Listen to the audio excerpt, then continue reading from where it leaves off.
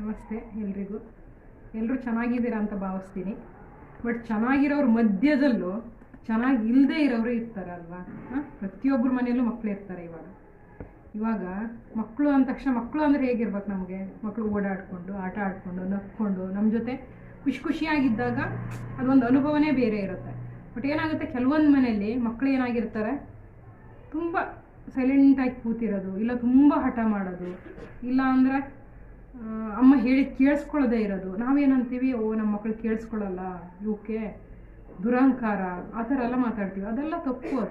ಅದೇನಾಗುತ್ತೆ, ಮಕ್ಕಳಲ್ಲಿ ಈ ನರದ ಪ್ರಾಬ್ಲಮ್ ಇರ್ಬೋದು, ಇಲ್ಲಾಂದರೆ ಆಟಿಸಮ್ ಅಂತ ಒಂದು ಪ್ರಾಬ್ಲಮ್ ಇರುತ್ತೆ. ಬಟ್ ಅದು ನಮ್ಗೆ ಸಡನ್ನಾಗಿ ಗೊತ್ತಾಗಲ್ಲ. ಅದು ಆಟಿಸಮ್ ಕೇಸ್ ಇದ್ದಾಗ, ಅಂದರೆ ಬುದ್ಧಿಮಾಂದ್ಯತೆ ಅಂತ ಇದ್ದಾಗ ನಮಗೆ ಚಿಕ್ಕ ವಯಸ್ಸಿಂದ ಗೊತ್ತಾಗಲ್ಲ. ಏನಾಗುತ್ತೆ, ಇವಾಗ ಒಂದು ವರ್ಷ ಆದಮೇಲೆ ಇಲ್ಲ 2 ವರ್ಷ ಆದಮೇಲೆ ನಮ್ಮ ಮಕ್ಕಳು ಮಾತಾಡ್ತಾರೆ. ನಾವು ಹಂಗೆ ಅಂದ್ಕೊಳ್ಳೋದು. ಇಲ್ಲ 1 ವರ್ಷ ಆದಮೇಲೆ 1.5 ವರ್ಷ ಆಗ್ತಿದ್ದಂಗೆ ಹೆಚ್ಚು ಕಮ್ಮಿ ಅಪ್ಪ ಅಮ್ಮ ಎಲ್ಲ ವರ್ಡ್ಸ್ ಮಕ್ಕಳ ಬಾಯಲ್ಲಿ ಬಂದ್ಬಿಡುತ್ತೆ.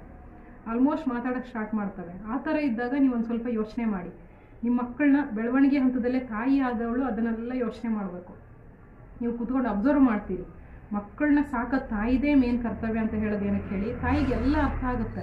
ಮಕ್ಕಳಲ್ಲಿ ಏನಾದ್ರು ಸಮಸ್ಯೆ ಇದ್ದರೆ, ಇಲ್ಲ ಊಟ ತಿಂಡಿ ಪ್ರತಿಯೊಂದು ಅದ್ರ ದಿನದ ಆ್ಯಕ್ಟಿವಿಟೀಸ್ ಏನಿರುತ್ತೆ, ಚಟುವಟಿಕೆನೆಲ್ಲ ಅಬ್ಸರ್ವ್ ಮಾಡ್ತಿರ್ತಾರೆ. ಅದಕ್ಕೆ ತಾಯಿ ಅಂತ ಹೇಳೋದು. ತಂದೆ ಎಲ್ಲ ತಂದು ಹಾಕ್ತಾರೆ, ಬಟ್ ಅವರು ಮಾಡಲ್ಲ ಅಂತಿಲ್ಲ.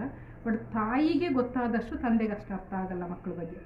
ಅದನ್ನು ತಾಯ್ದಿರು ಫಸ್ಟ್ ಮನದಟ್ಟು ಮಾಡ್ಕೊಳ್ಬೇಕು. ನೀವು ಮಕ್ಕಳಲ್ಲಿ ಏನಾದರೂ ಆ ಥರ ಸಮಸ್ಯೆ ಅಂತ ಬಂತು ಅಂದಾಗ ನೀವು ಒಂದು ಸ್ವಲ್ಪ ಡಾಕ್ಟ್ರ್ ಹತ್ರ ಹೋಗಿ, ಅದು ಆಟಿಸಮ್ ಕೇಸು ಅಂದಾಗ ಒಂದು ಸ್ವಲ್ಪ ಆಯುರ್ವೇದ ಮೆಡಿಸಿನ್, ಬಟ್ ಇಂಗ್ಲೀಷ್ ತಪ್ಪು ಅಂತ ಹೇಳ್ತಾ ಇಲ್ಲ ನಾನು, ಬಟ್ ಇಂಗ್ಲೀಷಲ್ಲೂ ಮೆಡಿಸಿನ್ ಇದೆ. ಬಟ್ ಆಯುರ್ವೇದದಲ್ಲಿ ಅದು ಪರ್ಮನೆಂಟ್ ಕ್ಯೂರ್ ಅನ್ನೋ ಥರ ಇರುತ್ತೆ. ನಿಮಗೆ ಒಂದು ಸ್ವಲ್ಪ ಆಯುರ್ವೇದ ಮೆಡಿಸಿನ್ ಕೊಡಿಸ್ಬಿಟ್ಟು ಅವನ್ನ ಮಕ್ಕಳನ್ನ ಒಂದು ಸ್ವಲ್ಪ ದೇವರು ಏನಾದ್ರು ಸಮಸ್ಯೆ ಇತ್ತು ಅಂದರೆ ಪೂಜೆ ಹವನ ಆ ಥರದ್ದೆಲ್ಲ ಮಾಡಿಸ್ಬಿಟ್ಟು ನಿಮ್ಮ ಮಕ್ಕಳು ನೀವು ನಾರ್ಮಲ್ ಸ್ಟೇಜಿಗೆ ತಂದುಕೊಳ್ಬೋದು. ಅದ್ರ ಬಗ್ಗೆ ಒಂದು ಸ್ವಲ್ಪ ಪೇರೆಂಟ್ಸ್ ಆದವರು ಯೋಚನೆ ಮಾಡಿ. ಆ ಥರದ್ದು ಏನಾದ್ರು ಮಾಹಿತಿ ಬೇಕು ಅಂದರೆ ನನಗೆ ಕಮೆಂಟ್ ಮಾಡಿ. ಈ ವಿಡಿಯೋ ಯಾರ್ಯಾರೆಲ್ಲ ನೋಡ್ತಿದ್ದೀರಾ, ಬಟ್ ನಮ್ಮ ಮಕ್ಕಳು ಆ ಥರ ಇಲ್ಲ ಅಂತ ಸ್ಕಿಪ್ ಮಾಡಿ ನೀವು ಸೈಲೆಂಟಾಗಿ ಕೂರೋದಲ್ಲ. ಬಟ್ ನಿಮ್ಮ ಪಕ್ಕದ ಮನೆಯವರು, ಇಲ್ಲಾಂದ್ರೆ ಅಕ್ಕಪಕ್ಕದ ರಿಲೇಷನ್ಸ್ ಯಾರಾದರೂ ಆ ಥರ ಇದ್ದಾಗ ನೀವು ನನಗೆ ಕಮೆಂಟ್ ಹಾಕಿರಿ, ನಾನು ನೋಡ್ತೀನಿ. ಇಲ್ಲ ಅಟ್ಲೀಸ್ಟ್ ನಾನು ನಂಬರ್ ಕೊಡ್ತೀನಿ. ನಂಗೆ ಗೊತ್ತಿರೋ ಡಾಕ್ಟರ್ಸ್ ಆಗಲಿ, ಯಾರಾದರೂ ಒಬ್ಬರು ಗುರುಗಳಾಗಲಿ, ಯಾರೋ ಒಬ್ರು ಇರ್ತಾರೆ, ಅದಕ್ಕೋಸ್ಕರ ಅದಕ್ಕೆ ಪಕ್ಕ ಟ್ರೀಟ್ಮೆಂಟ್ ಕೊಡೋರು ಇರ್ತಾರೆ. ಅದನ್ನು ಅಡ್ವೈಸ್ ಮಾಡ್ತೀನಿ ನಾನು.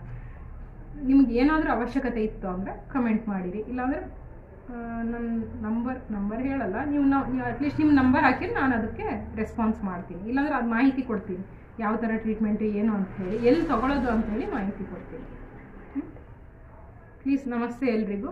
ಈ ವಿಡಿಯೋನ ಎಲ್ಲರೂ ನೋಡಿ, ಯಾರಿಗೆಲ್ಲ ಅನುಕೂಲ ಆಗುತ್ತೆ ಅವರು ಬಳಸ್ಕೊಳ್ಳಿ ಅಂತ ಹೇಳ್ತಾ ಇದ್ದೀನಿ ಅಷ್ಟೇ. ನಮಸ್ತೆ.